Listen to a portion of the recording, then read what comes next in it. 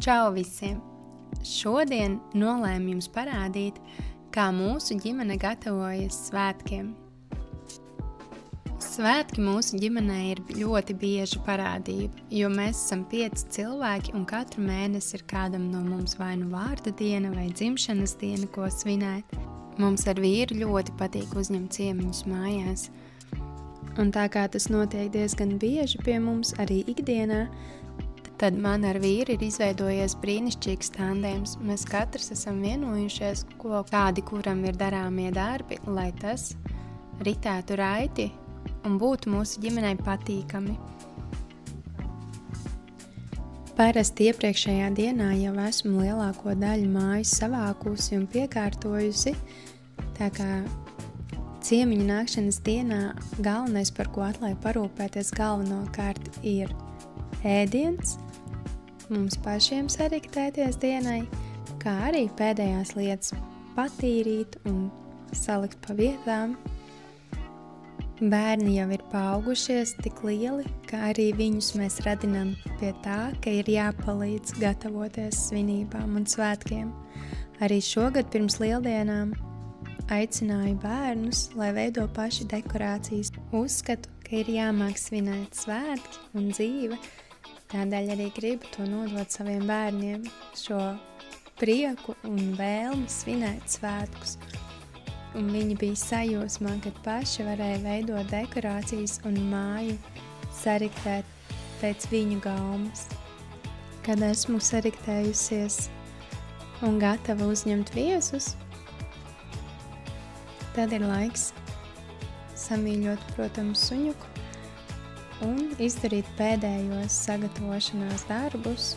Parasti sāku ar mājas sakārtošanu un pēdējos darbiņus par un ap māju izdarīt, jo tad, kad es ieeju virtuvē, tad atlikušais laiks tur arī viss paiet.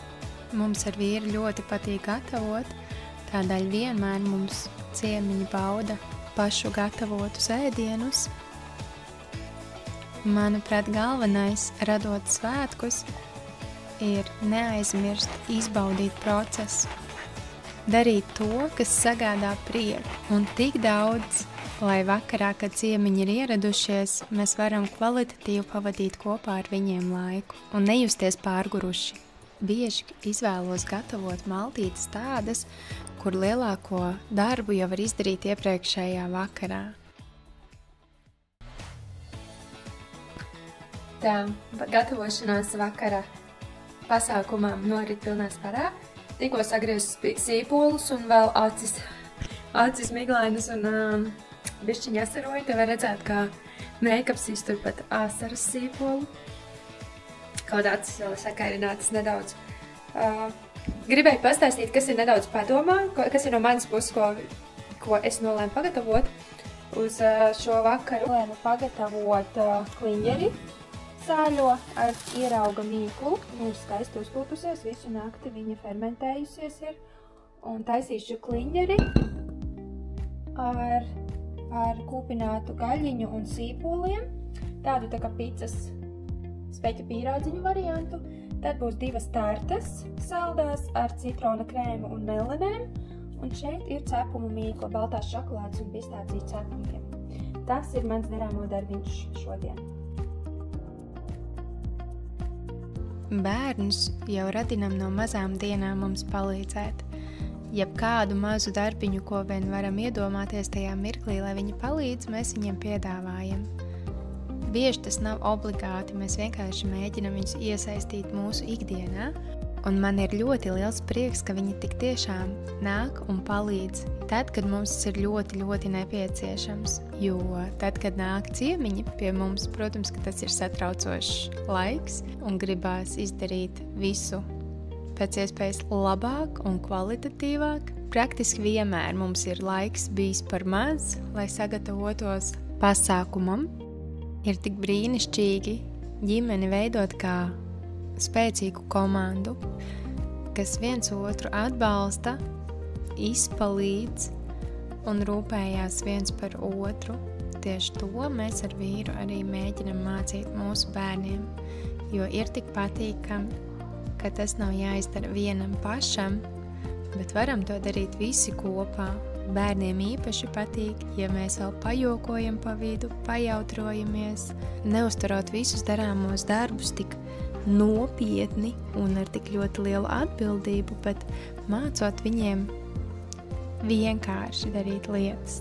Tas nekas, ja nesanāk perfekti. Mēs ļaujam bērnam kļūdīties vai izdarīt lietas savādāk, nekā mēs esam tās plānojuši izdarīt, jo bieži svarīgs ir rezultāts, ne tikai process.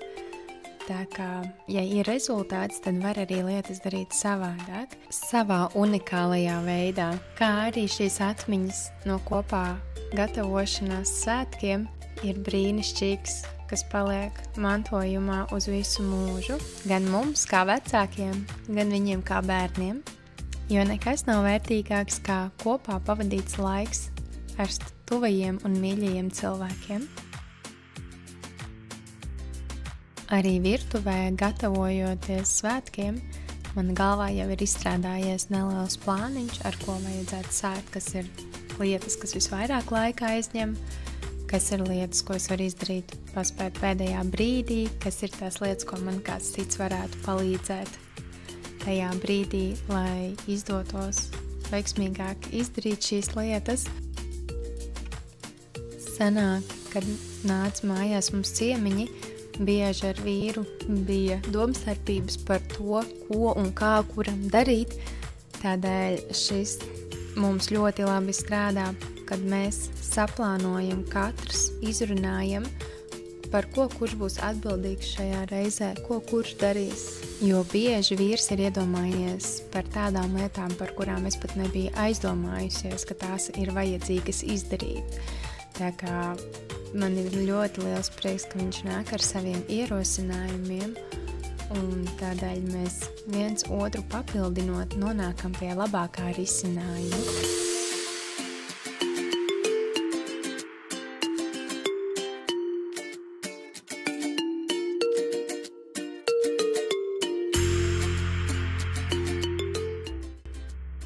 Virtuves darbiņi bērniem parasti ir vis tie mīļākie, it īpaši, kad gatavo kaut ko gardu, jo tad viņiem ir iespēja visu pagaršot. Jā. Varu apēst. Apēst kādu gabaliņus. Es domāju, ka tu ēdīsi cepumus labāk. Cepumu mīkli ar melēm? Garšīgi. Jā. Labākā kombinācija. Šāda tārta mums sanāca. Kamēr gatavojāmies vakaram, tikmēr arī kurjers atveda pasūtījumu bērniem apavi, jo vasaras sezona tuvojas, kā arī pati sev kaut ko nopirku. Jā. Kas teikāties? Jā, pēc sportiņa. Turpinās sportiņš. Vieni kaut kur tālu? Viens ir tepat. Šeit ir lielāk. 3 un 4 atmiņā. Bet no 4 tu nesaki. Tas ir lielāk. Nā, ja 3. Cik ir? 6. Lieldienās krāsot olas vienmēr dodamies pie vīrmātes, kur bērni ar lielāko prieku sakrāso krāsainās oliņas. Un ik gadu mūsu mājā ir tradīcija, ka vīrs ārā bērniem dažādas lietas paslēpj un no rīta iet bērni meklē. Parasti ir gan saldumi, gan kādas lietas, kas ir viņiem nepieciešamas iegādāties. Šoreiz bija čībiņas, peltkostīmi, kāda keponi jauni.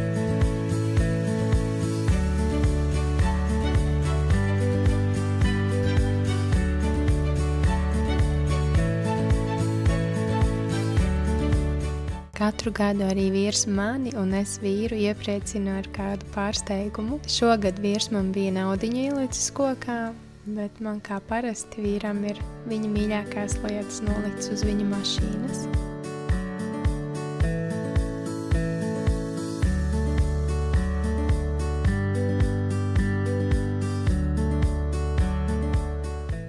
Protams, pēc svētkiem mājā ir nekārtība. Un parasti neviens arī neko nevēlās darīt ar šo nekārtību, bet arī šīs ir tās reizes, kad es mudinu bērnus apvienot spēkus kopīgi un kopīgiem spēkiem pēc iespējas ātrāk visu māju savākt, lai varam pēc tam baudīt kopīgu atpūtu. Bērniem īpaši patīk darīt lietas kopā ar vecākiem. Nevis, ja vecāks norāda izdari to vai izdari šo, bet viņiem patīk darīt lietas kopā ar mums. Un tādā veidā arī viņi mācās, kā tās lietas ir jāizdara, kādas ir mūsu prasības pret viņiem, cik kvalitatīvi ir jāizdara šīs lietas un kādā veidā tās ir visērtāk mums kā vecākiem izdarīt.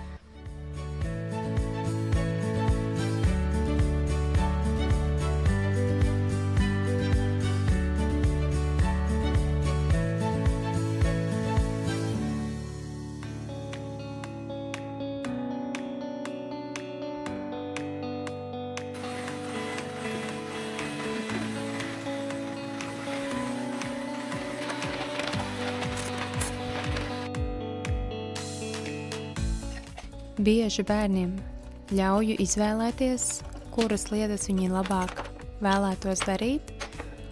Tīpaši meitenēm, kura no viņām vēlās izžaut veļu, kura no viņām vēlās izvākt trauku mašīnu, es pasaku darāmos darbiņus, kas ir jāizdara, un tad viņas pašas savā starpā sadala, kura ko šodien vēlētos labāk darīt.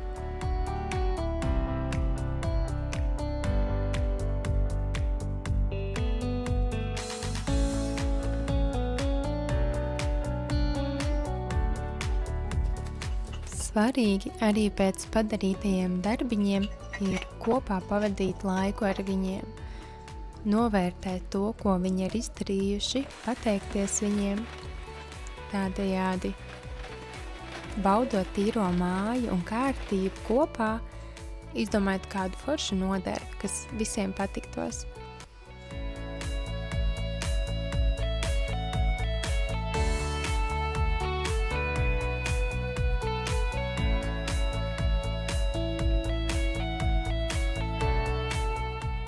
Man ļoti patīk svaigi ziedi, tā kā šobrīd ziedu nav vēl dārzā tik daudz, tad ienesu pavasara zariņus pirmos, lai ir pavasarīga sajūta mājās.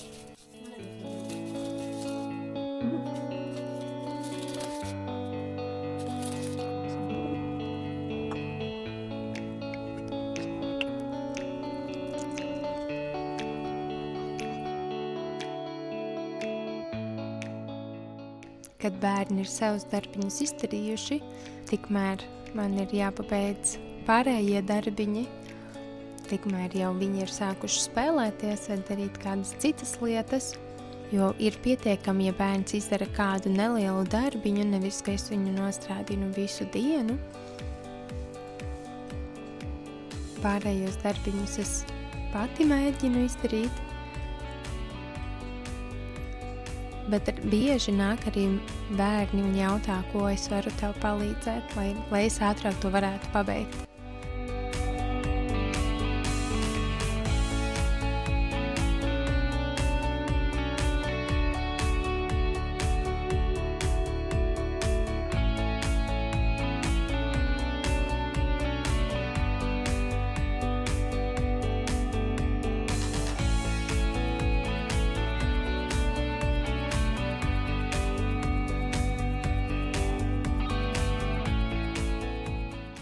Ļoti patīk katru vakaru iztīrīt kārtīgi izlietni, lai tā ir svaiga un tīra no rīta pieceļoties. Sadzīvē es izvēlos izmantot pēc iespējas dabīgākus mazgāšanas un tīrīšanas līdzekļus, un izlietnē vislabāk man strādā vienkārši soda cepamā un ielaju vēl iekšā trauku mazgāšanas līdzekli. Tas strādā fantastiski priekš manas izlietnes. Mana prioritāte ir nokopt virtuvi vakaros. Tā ir galvenā lieta, uz ko fokusējos, jo manam vīram tas ir ļoti, ļoti svarīgi. Un tā kā es esmu sieva, kura vēlas padarīt savu vīru laimīgāku un priecīgāku šajā mājā, tad man ir jāizdara tās lietas, kas viņam ir svarīgas.